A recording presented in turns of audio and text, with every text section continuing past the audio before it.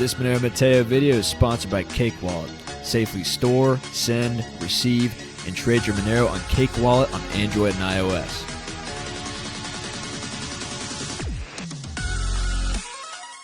All right, what's going on, guys? Monero Matteo, welcome back. So, we have a lot to talk about today. It's not going to be as long as last video where we were talking about centralization of Bitcoin mining and everything being censored by OFAC and FATF and things like that. That was a pretty detailed video of that issue that I don't think people are aware of, but nevertheless, we're going to talk a little bit about climate change today. Now, we're not going to discuss the science of this. We're just going to go into how this is going to be affecting the financial sphere. We talked a little bit yesterday about how this is perhaps going to influence the centralization of Bitcoin mining, because we see that Blockstream is working on carbon neutral mining with an investment bank from Australia, and that investment bank from Australia is also invested in Bitcoin mining firms in Europe. And Europe, of course, is going to make initiatives. I mean, this is a no-brainer to make it so that if you are mining Bitcoin as a firm, you need to have like net zero emissions, or you need to be doing it in an environmentally friendly way. I think there's already been a narrative built for that with everything that we've seen about crypto mining being environmentally unfriendly and energy intensive and things like that, right? So I suspect that's going to be coming, and then you're going to see centralization from there, because you're going to have companies like Blockstream who are able to set up the apparatus to make their Bitcoin mining environmentally friendly in accordance with certain regulations, which I suspect are coming.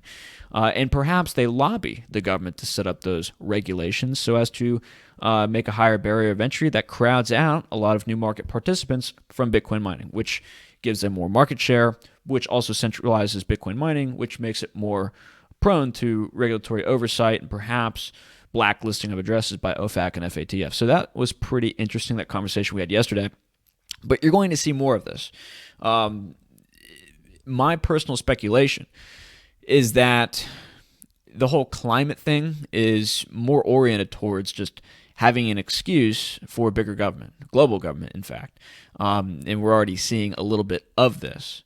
And by the way, if my camera falls over, I just noticed that little tripod that it's on is not legged out at all, so I hope it doesn't. But anyways, it looks like the whole climate thing is about a couple things. It's about growing the government, because none of the arguments ever say, hey, the climate's in trouble, we have to reduce the size of the government, we got to stop printing money and taking all this demand for resources out of the future and putting it into the now by introducing a bunch of debt and being financially unsustainable. No, you never hear about that. It's always we need to have more regulations, we need to have more emissions testing, we've got to make new things and increase the GDP, remodel all the buildings in the United States. I mean, you've heard some crazy things in regards to this stuff, all of which paradoxically seem to increase the amount of emissions that you would have in the near term.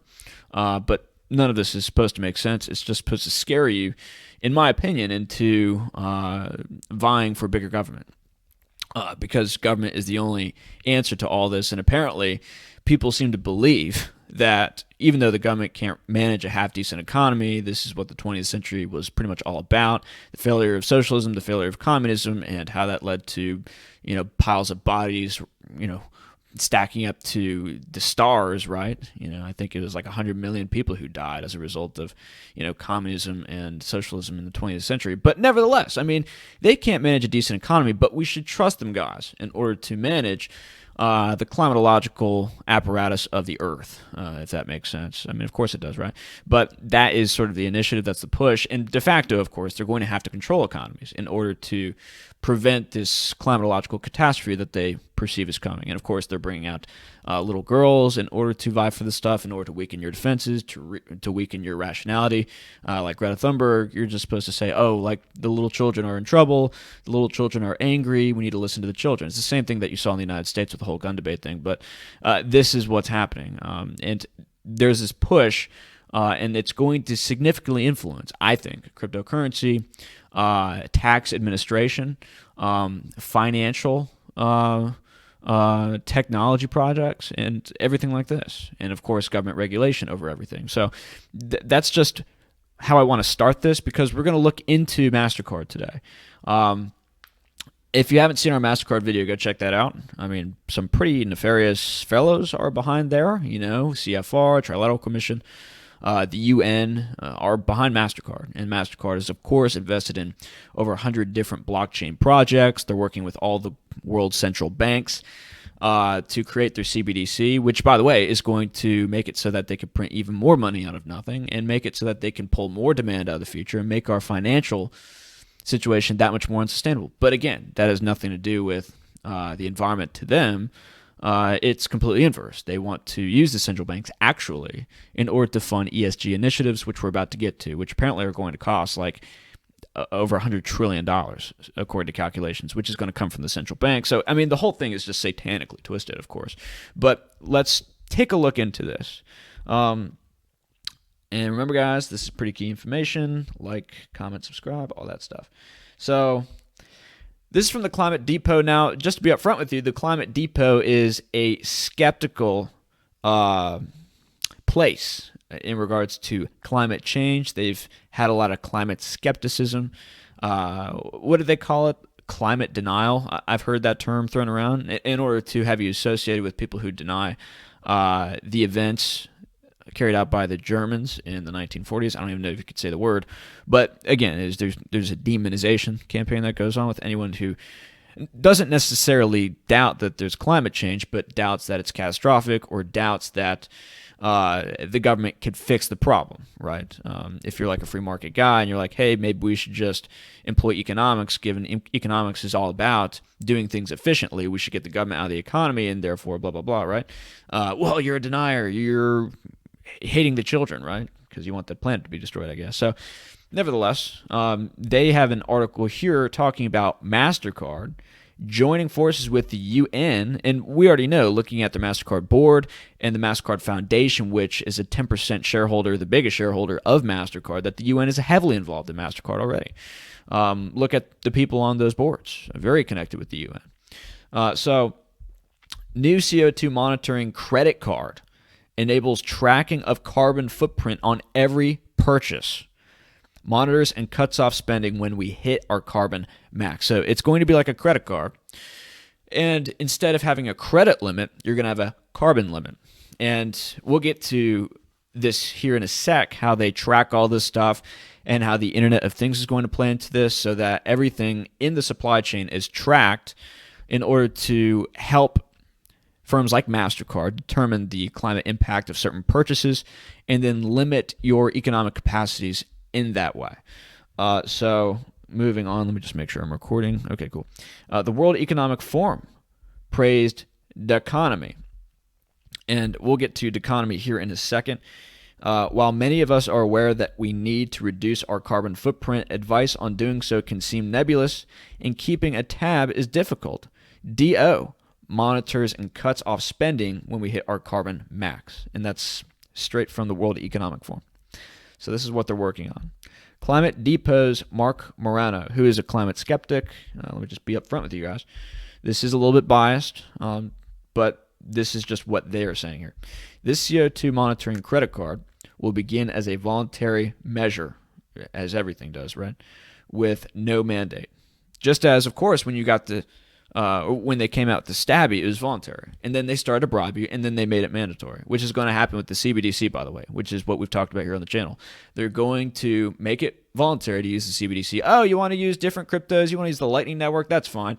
This is just another option for you, even though you're going to have to pay your taxes in the CBDC, which means a lot of the merchants are going to prioritize the use of the CBDC. But nevertheless, then they're going to bribe people into it.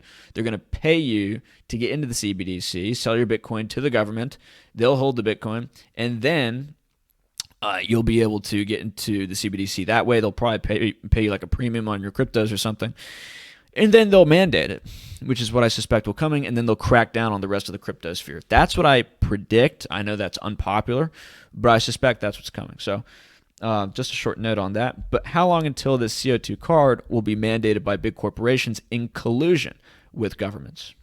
Given how the climate activists are aping the COVID lockdowns, and we have seen this, by the way. If you look at Justin Trudeau, who is completely on a lockdown campaign in his country right now, and they have the establishment of COVID. Oh, I just said it. Goodness. They have the establishment of these camps where they're going to presumably take people to quarantine them. it just spooks me to even say that, but that's what's happening. Justin Trudeau had said that we've learned a lot in the last year in regards to our response to this bug, right, in order to address climate change. And you've seen, I believe, the Daily Express or the Daily Mail talk about this in the UK. They said that the lockdown plan that we've put into place in order to adequately address this bug issue is going to be helpful, perhaps, in our capacity to address climate change and the issues with that. So perhaps this was some kind of setup in order to kind of subconsciously prepare us that this is going to be a way of life moving into the future. So just things to think about that. Desensitization, I guess you could say. Expect this credit card to be mandatory under a climate emergency. Right. And every time there's a hurricane, every time there's a fire, it's just like, oh, the world's ending because of climate change. We gotta move the steps forward, right? So get ready for a Chinese-style social credit system scoring when it comes to your personal spending habits and how they impact climate change. I do think that's coming. A new credit card called Doconomy has launched that is working in tight collaboration with Mastercard and in alliance with the UN Framework Convention on Climate Change. Is now available so you can monitor your personal CO2 budget on every purchase you make. Doesn't that sound exciting, guys? Don't you want to know how much you're destroying the world with every purchase you make? Doesn't that really throw some wind into your sails? Okay, so next, the new CO2 monitoring MasterCard called Doconomy debuted in order to enable all users to track, measure, and understand their impact by presenting their carbon footprint on every purchase. The credit cards feature the slogan on them reading DO, Everyday Climate Action, and have a personal pledge on the rear of the card boasting, I am taking responsibility for every transaction I make to help protect the planet. The MasterCards feature in the UN Global Climate Action logo on them as well. So this is what it's going to look like if you're on the MP3.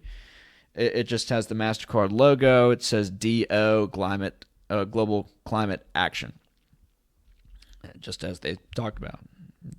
So the world, and maybe like when they come out these and you can get different designs on your cards, maybe it has like, seals falling off ice shelves into the sea, or maybe they have like, pandas jumping off their bamboo to their deaths in order to, make you feel bad. I don't know what they do. Like, do you guys watch those nature documentaries? And they invariably have like those segments where it's like, because of your pollution and your first world way of life, this seal is about to commit self-deletion. It says it in that exquisite British voice. All these beautiful animals that you're seeing, oh, aren't they so majestic? Isn't it just wonderful watching this film? And they're going to die. They're all going to die because of you. And it's just like, okay, well, let me shut this off and watch, Joe Rogan or something. World Economic Forum praised economy. While many of us were aware that we need to reduce our carbon footprint, advice on doing so, we can seem... hold on, let me read that again.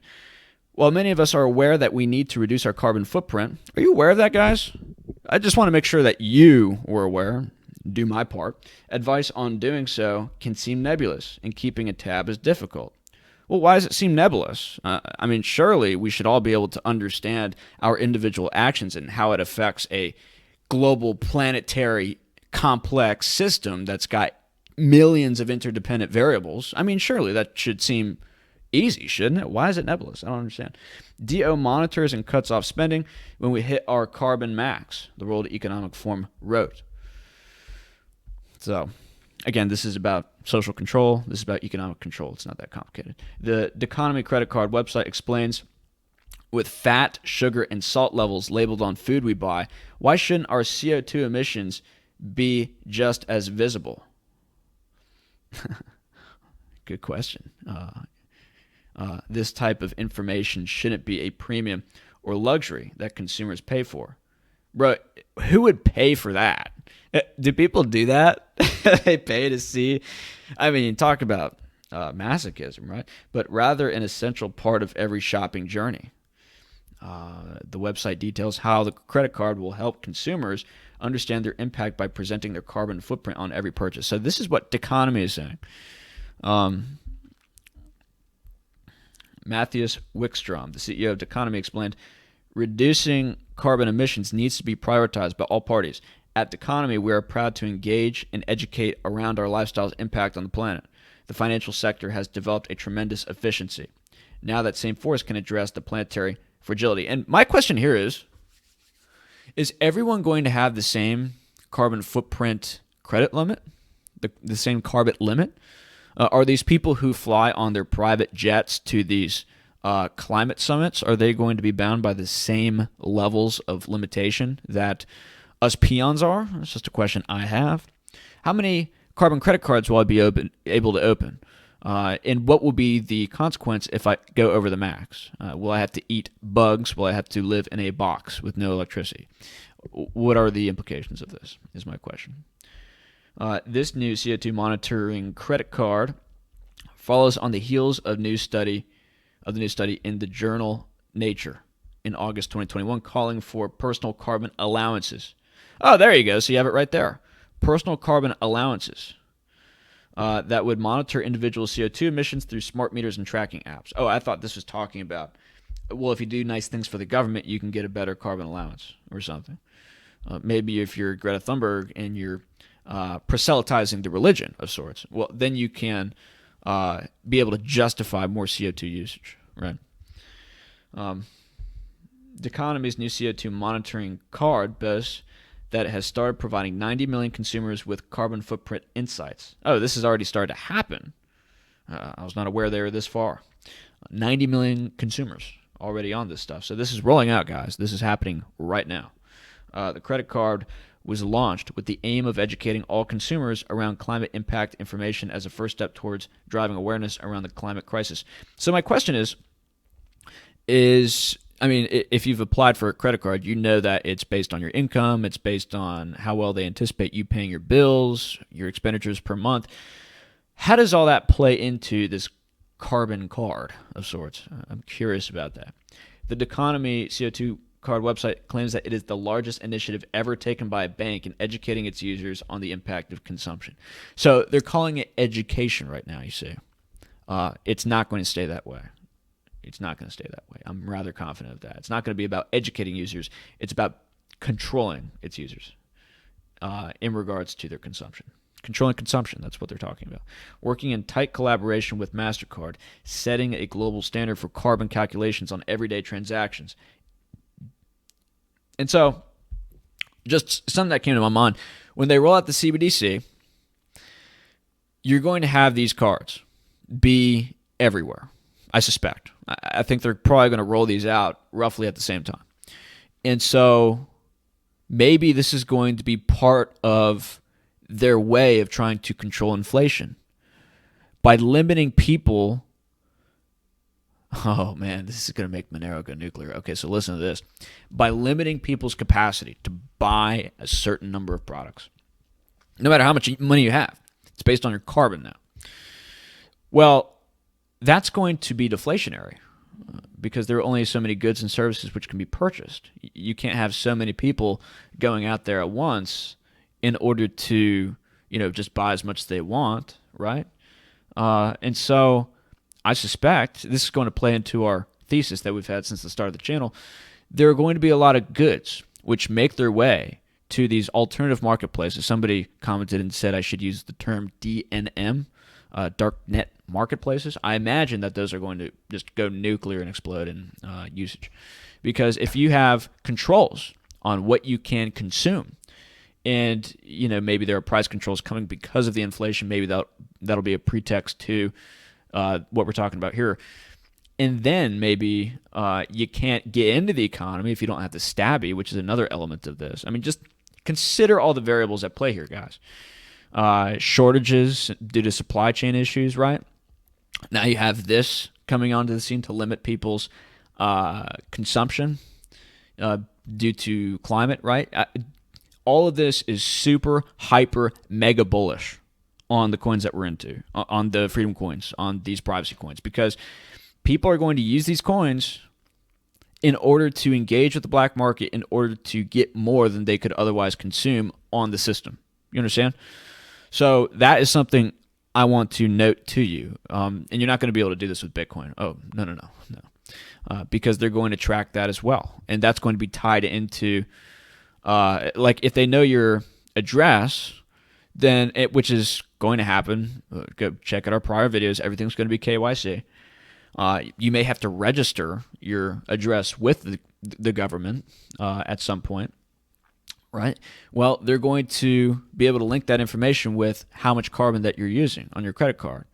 And so if they see you using your Bitcoin in order to consume more than you otherwise could, who knows? What if they have laws in place that make it so that you have to pay a tax penalty on top of that? I don't know. I would want to do everything like that in private. And again, I'm not advising anyone to break the law, pay your taxes, disclaimers all over the place, right? We're just having educational conversations, right? We're just educating our users here. But just take all this into account. Just take it all into account. This makes me super hyper mega bullish on Monero.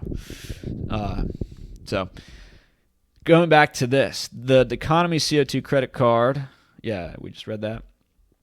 Doconomy aims to reach 1 billion users by COP26 in November. What's COP26? Let's look that up. I'm not sure what that means. COP26. UN Climate Change Conference, COP26. It is the 26th United Nations Climate Change Conference. It will be held 2020 of November. What? Maybe they mean this year. Yes. So this year in November. They want 1 billion users by then. That's next month, guys. Am I missing something? When was this written? September 13th, 2021. So a month ago this was written. So maybe these people are really ambitious, or I'm missing how far along we are here. But yeah, that's interesting, right? Just want to make sure we're recording. Companies, consumers, and communities must work together to make the significant changes needed to effectively address climate change. The Mastercard carbon calculator informs consumers about the new carbon footprint of their purchases so that they can make more mindful decisions in regards to their spending and contribute to forest restoration. Well, look, here's the interesting thing about carbon. Carbon is a food for plants and for trees and for green carbon-based life forms, right? And we've actually seen a greening of the planet as a result of the more CO2, which is moving into the atmosphere. There's about 400 million parts per, or 400 parts per million of CO2. And look back at the Cambrian explosion of life, like 500 million years ago. There was about 4,000 parts per million of CO2 CO2 in the atmosphere. So just interesting things to note. There seems to be some correlation. But again, we got to control the planet, guys. We got to keep everything as it is. The planet is not allowed to change. And it's weird. Like, a lot of these people are like these Gaia people. Like, they're these like pagan Mother Earth believers. Do you not trust your sweet mother? Do you not trust the intelligence of the planet, which bore you, which bore the life you see all around you? You don't trust that the planet knows what it's doing? No, the planet must be controlled. Screw you, Gaia. We are in charge, right? Just things to think about. By embedding sustainability in the very fabric of our business, we can unlock the power of our network, reaching billions of consumers and partners, creating positive change for the environment. Oh boy, this is making me sick. Yeah, okay, so here we go. Nicholas Svenningsson, manager, Global Climate Action at UN Climate Change Secretariat. I mean, guys, I'd rather be on food stamps than doing this. You want to talk about welfare rats? Holy moly. Praise the CO2 monitoring credit card. What's really key here, hey, that's my thing. Don't use the word key. That's me. What's really key here, according to Nicholas here, is the availability of information. One certainly can't expect people to change their behaviors and take climate action if they do not know what their climate footprint is or what their consumption represents. Well, I don't care what my carbon footprint is. You're going to have to make me afraid of the consequences of that. So let me just reform this statement here. You can't expect people to change their behaviors and take climate action if they do not know what their climate footprint is and are afraid of the end of the world, right? Which is why you have this propaganda campaign, which is why everything like that is everywhere, or what their consumption represents. So yeah, with this data now, and it's not just going to be, oh, well, I know my footprint, therefore, blah, blah, blah. I mean, that presupposes a kind of rational economic actor argument, and that's been kind of thrown out the window. Economic actors have been proven to not be really all that rational, right? I mean, that goes back to the pet rock craze of the 1980s, where like millions upon millions of little pet rocks with googly eyes on them were sold. And there was an industry built on this stuff. And I mean, just look at the NFT thing now. I mean, you have people spending millions of dollars on digital rocks. Okay, so just because people have information doesn't mean they're going to act rationally in accordance with how you would expect them to be rational, right? Which means that there's got to be re-education of the population. There's got to be social engineering in order for people to be afraid of the end of the world and to act in accordance with this new religious initiative. So that is going to be coming. That's going to be coming. I mean, look how serious they are about this, guys. They're not joking around. And this is just related stuff. Climate passports to follow the bug passports could be possible. We could read into that more, but I think that's enough for now. We want to stay focused on this credit card. So this is from Fast Company. World-changing ideas. Oh boy, this is from July 2020. This free tool helps brands calculate the carbon footprints of their products. So this has been going on for a while now. A full life cycle analysis takes ages and costs a lot of money. The 2030 calculator from Doconomy. Here we go. Doconomy again. You know, we're going to look at this now. I'm sorry I didn't pull this up before, but we got to check out who's on the board of this company. Doconomy company. Let's see if we can find some information on this. Because they seem pretty involved here. I'm curious just who's behind it. Let's go here. Doconomy began in 2018 as a tech startup to tackle climate change. So much pride in these people. You think you can control the planet. Goodness gracious. Is there anything about the team here? Employees? Maybe? Meet the people behind the project. Here we go. Interesting. Mathis Wickstrom, CEO and founder. So let's learn a little bit about you, Mathis. I'm curious about you. There's not much here on Mathis. What is all this? I would like to learn more about you, Mathis. So they're not very... I don't need to see you, Mathis. I don't need just your picture. I want to know where you're from, boy. Well, maybe we'll look up this stuff later. But yeah, interesting stuff. We'll maybe do another video on this. We're not going to get into that now. But for brands looking to understand their environmental impact, calculating the carbon footprint of something like a pair of jeans or sneakers is typically a complex and expensive process. Well, why would you do it? Of course it's expensive. It's totally unnecessary. Therefore, it's expensive, right? But a new tool called, just my opinion, right, called the 2030 calculator is designed to be both fast and free, I guess, which means it's probably going to be subsidized by governments, right? Helping smaller companies become more transparent about the sustainability of their products. If carbon levels were standard on products, it would help consumers make better choices. Well, until they're forced to make better choices, which I'm so sure is coming. But in order to do carbon labeling, we need to re-engineer impact calculations to make them available to all small and medium-sized brands and not only the giants. Yeah. Just imagine how expensive everything is going to become as a result of this. Like, forget about the fact we already have inflation. Like, everything is going to be redesigned to become inherently more expensive, which is, well, we've already made the case for that. Brands can also label products with carbon footprints. Oh, my gosh. Oh, Could you imagine? You go into a store, and as well as a price tag, it's got the carbon footprint on. Dude, you want to talk about 1984? I mean, at that point, I'm gonna go like Peter Thiel and just make my own little island in the ocean. You guys can come by and chill, because I'm just not gonna want to put up with this. This is crazy. The basic premise is simple: if consumers know the carbon footprints of their products they want to buy, many will want to choose the lowest carbon options. Just curious, is that you guys? I'm just curious. I'm curious how many people are going to choose this. In fact, I may be the guy to look at all this stuff and be like, give me the biggest carbon footprint option possible. Just to stuff it to these people, right? The end result will be that we drive brand preference and we shape a new form of loyalty from the consumer. Yes. So you guys getting a picture of this?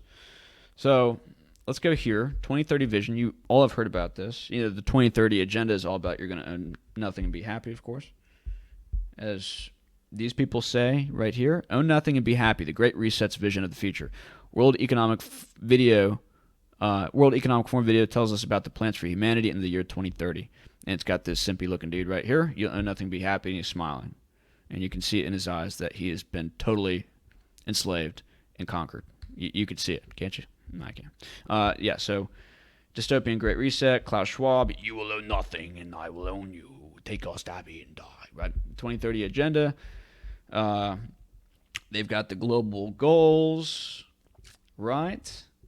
So again, you want to opt out of all this stuff. Well, you still can't, which is why I look at places like TradeOgre and I'm like, it's such a blessing, that these exchanges are working right now. And I could literally go to these exchanges without much effort. Just be really grateful for that, guys. When you go to places like TradeOgre or you go to other places in order to get access to these private cryptos, because it's not going to just be, well, the market really values these private cryptos.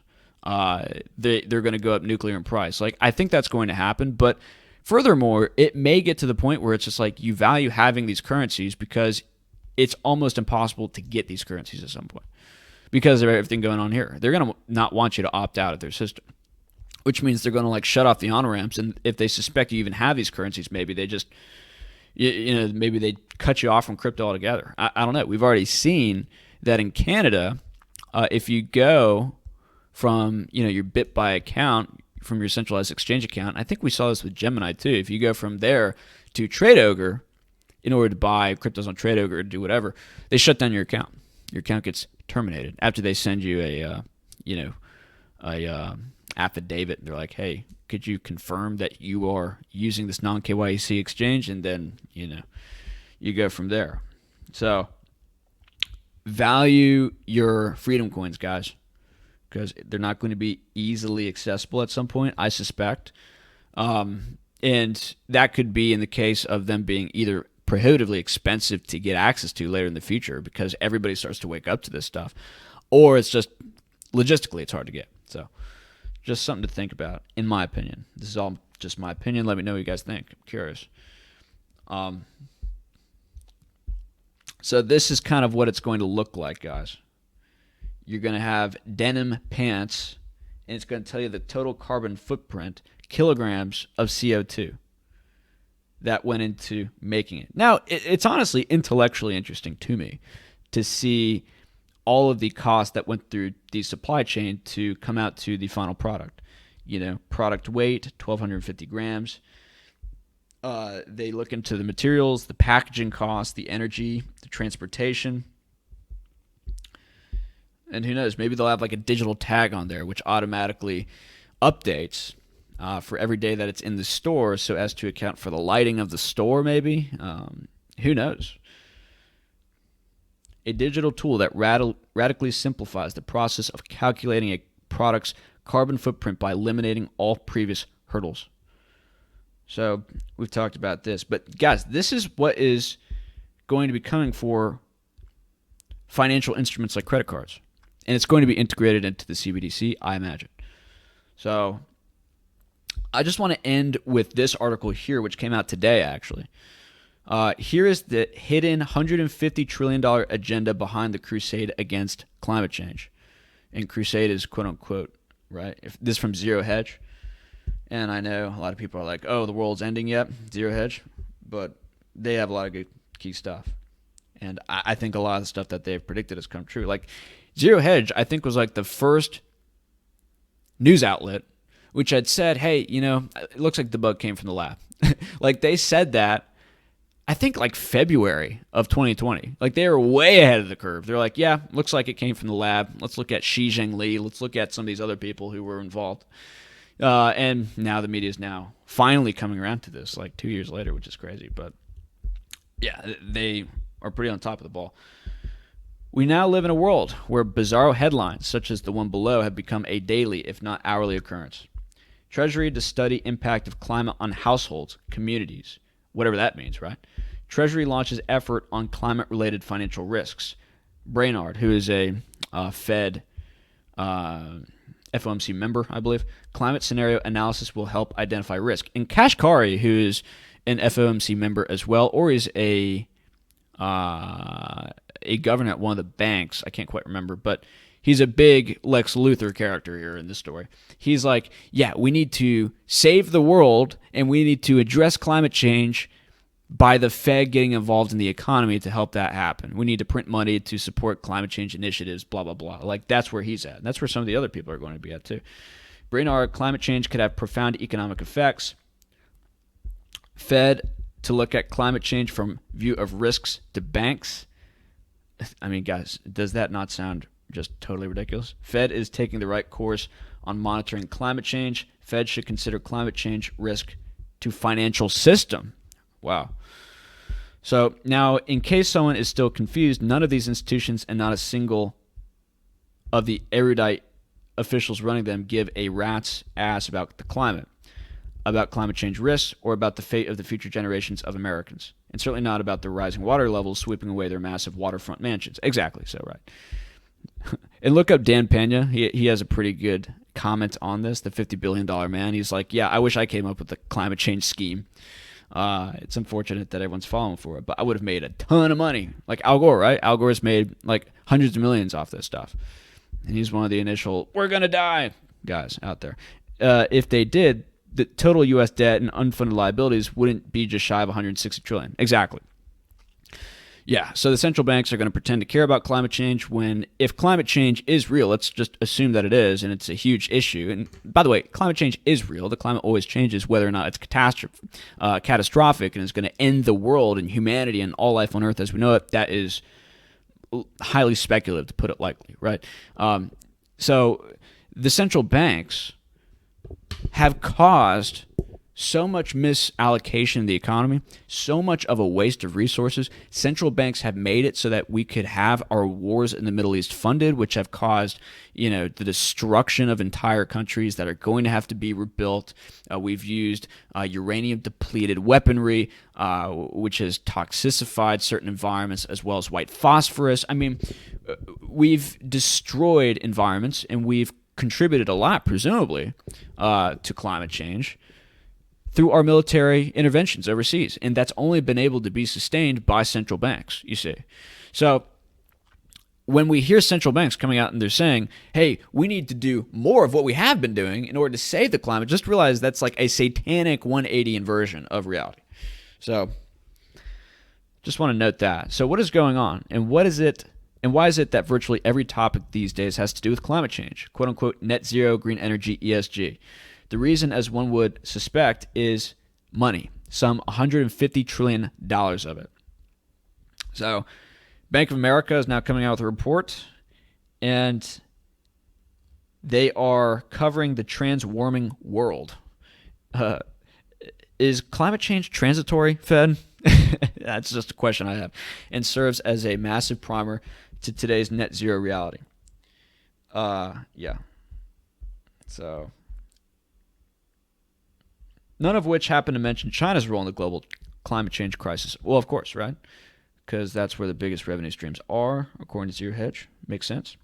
And comes at a very precarious time for the green cause, just when soaring energy prices around the globe as a result of the escalating global energy crisis threatens to crush any grassroots support for the fight to global warming. Right. I mean, We've talked about this on the channel. Gazprom is going to make a lot of money. By the way, if you are in uranium, and you've been in uranium because we've been talking about this for over a month now, you've been making out like a bandit. You've been making a killing. So congratulations to you. I hope that you benefited from our calls on that. Looks like it's gone nowhere yet. I think it's going to go exponential. It's going to be like super key in this new, world of climate change fear, right? I mean, people are going to look for other alternatives. Nuclear is the most obvious one. And that's going to become a thing. Uranium's going to go really, really nuclear. So, not financial advice, but check out Cameco. Cameco is interesting. Kazatomprom is interesting. URNM is an interesting like ETF of sorts, which covers a lot of different companies. Uranium Royalty is a company which is taking the royalty and streaming business model from the gold and silver space and bringing that to uranium. They've done exceedingly well as well.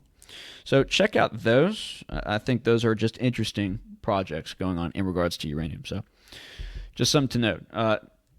None of that is new, of course, and while it is handy to have centralized compendium of data, a 5-minute Google search can provide all the answers that are accepted dogma by the green lobby. So yeah, we don't need too much research into this stuff. We already know what they think. We already know what the deal is. But Bank of America says that... Wait, so let me just step back a sec. Read this. But while we don't care about charts, the cheat sheet, or the propaganda, what we were interested in was the bottom line. How much would this green utopia cost? Because of the quote-unquote net zero, quote-unquote ESG, quote-unquote green narrative is pushed so hard 24/7, you know it'll cost a lot. Turns out it does. Bank of America cuts to the chase and writes $150 trillion over 30 years, some $5 trillion in annual investments amounting to twice the current global GDP. So you'll see net zero, right? Carbon neutrality. You'll see that in Bitcoin mining soon. And just a question I have in regards to that, how's that going to affect the cost of your transactions on the Bitcoin network? Because if it becomes more expensive to mine Bitcoin because the operations are becoming more expensive to set up, and if they become more centralized, then they have more control over the price and the fee structures, right? How expensive is it going to be to transact Bitcoin? And not to mention all the centralization that brings into play regulation, OFAC blacklisting, and everything like that. So just questions that I have in regards to that. So at this point, the report gets good. And this is key, guys. I want you to pay attention to this. At this point, the report gets good because since it has to be taken seriously, it also has to be at least superficially objective. And here are the details behind the numbers. Do we finally learn why the net zero lobby is so intent on pushing this green utopia? The simple answer, because it provides an endless stream of taxpayer and debt-funded investments, which in turn need as a just constant degree of debt monetization by central banks. Right.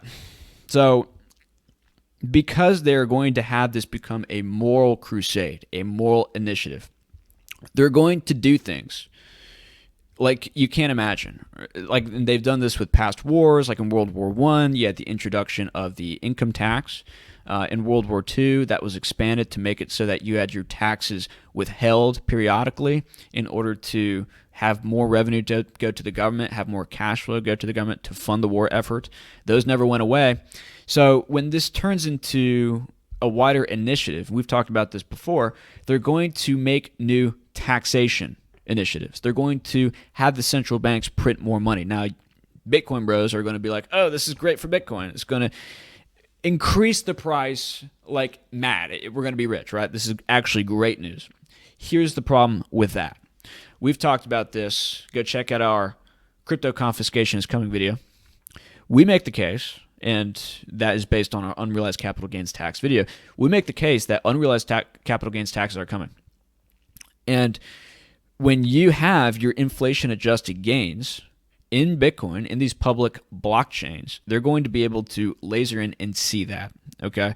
And in order to save the planet, guys, especially if you're using these cryptos in order to bypass these green, financial crusades that they're going on, where you're limited by not the amount of money you have, but the amount of carbon that you're producing, right? Well, they're going to make it, in my opinion, so that your gains that you get on your Bitcoin, on your cryptos, on the public blockchains are going to be taxed, whether you cash them out or not. And so that means unrealized capital gains taxes. That means wealth confiscation. And this will not be difficult, guys. It will not be difficult. Now, in that case, a lot of people are going to escape to El Salvador. At that point, it's too late because you're going to have to pay exit taxes, which means that you're going to have to pay an unrealized capital gains tax basically when you leave the country on your Bitcoin, on your public blockchain cryptocurrencies. But who knows, maybe you'll be able to avoid the worst of it that's to come if you're in El Salvador. But the problem with the El Salvador thing is, well, they have a history of socialism. And when you go to El Salvador, maybe Bukele gets taken out, or maybe it's just a new socialist administration comes into play because everybody gets envious of the rich that is coming into the country, and therefore they vote for socialists to take the wealth away, which is, again, not going to be that hard because these are public blockchains, guys. They can see your wealth. And so at some point, where are you going to run? Which is why the Freedom Coin Covenant, which is why Monero is so key. Nobody can see how much you have in your balances. Nobody can see how much you have in your wallets. Hell, as far as anyone's concerned, I've never heard of the Freedom Coin Covenant. What is Monero? I don't even know what that is.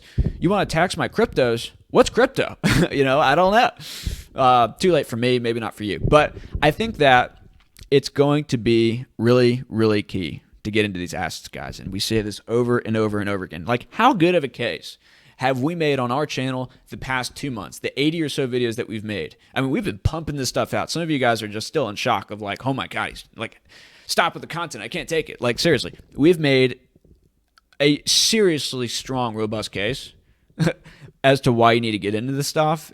We've probably made the best case to get into these cryptos more than anyone has made a case to get into any other crypto, period. Okay? And I'm not trying to be prideful. I'm not trying to be boastful. And if I am, Lord, please protect me from my sin. Okay? But seriously, check this stuff out. Not giving financial advice. Check this stuff out. Because I think there couldn't be a more dangerous time to have all of your wealth sitting there for these crazy people to see. And you don't think they're going to come after it? Of course they are. Of course they are. Whether it's unrealized capital gains taxes, whether it's them knocking on your door like the KGB and saying, hey, give me Bitcoin. And then you're like, no, right? Then you're gone. Like that happens in third world countries, right? Where you've got to pay off the police. You've got to pay off the border guards in order to get where you want to go. And if they know that you've got the cash, if they know that you got the stash, doesn't matter what the law is. There is no rule of law anymore, ladies and gentlemen. They're going to come for it. So just consider this, guys. Really consider this.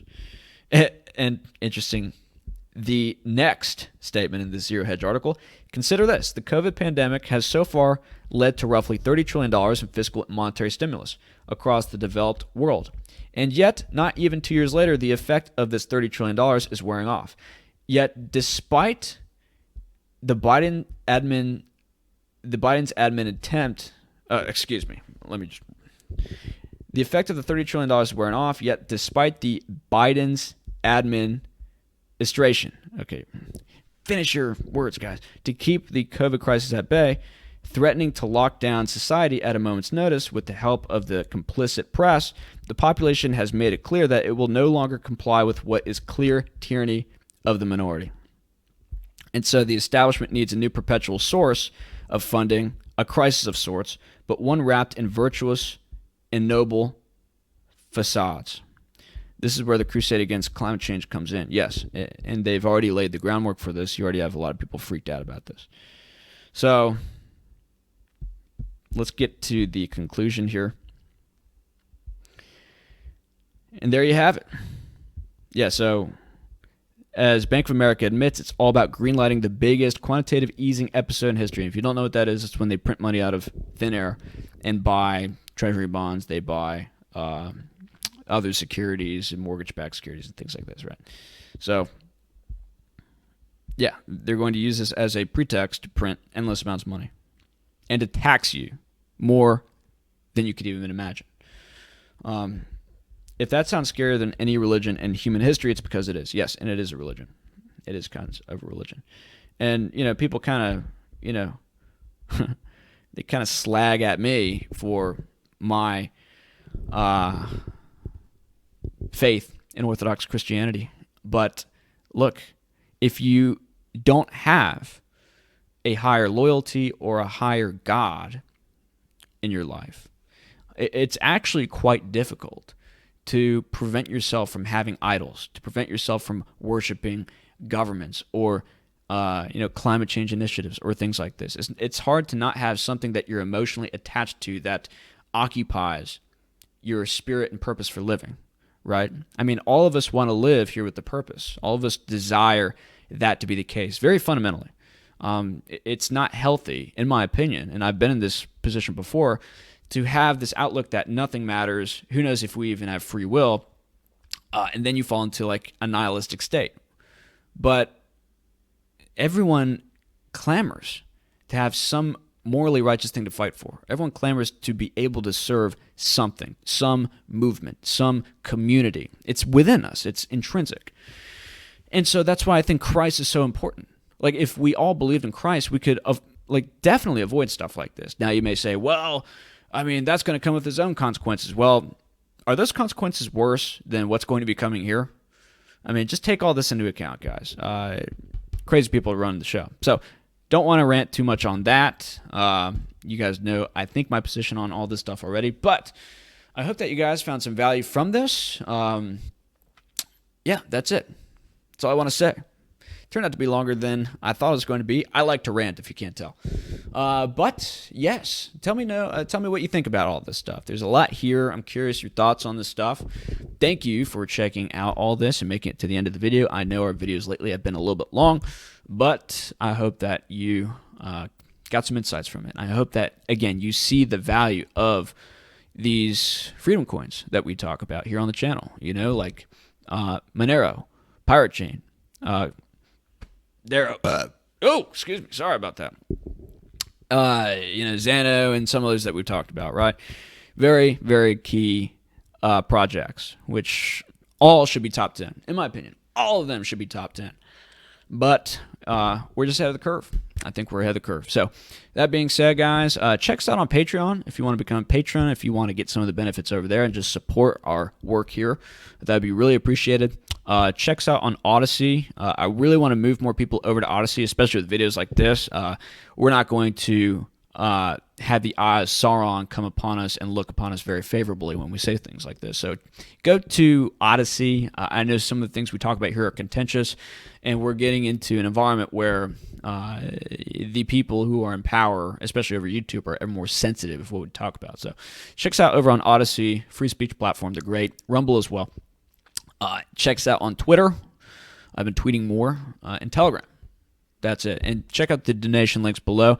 As we talked about in the last video, if you send me a donation and you attach a note in the memo, I'll have it be like a super chat. I'll read that before our next video, and I think that'll be something cool to have as part of the channel. It helps you support the channel, and it helps me bring value to you in another way. So thank you for tuning in. This is Monero Matteo.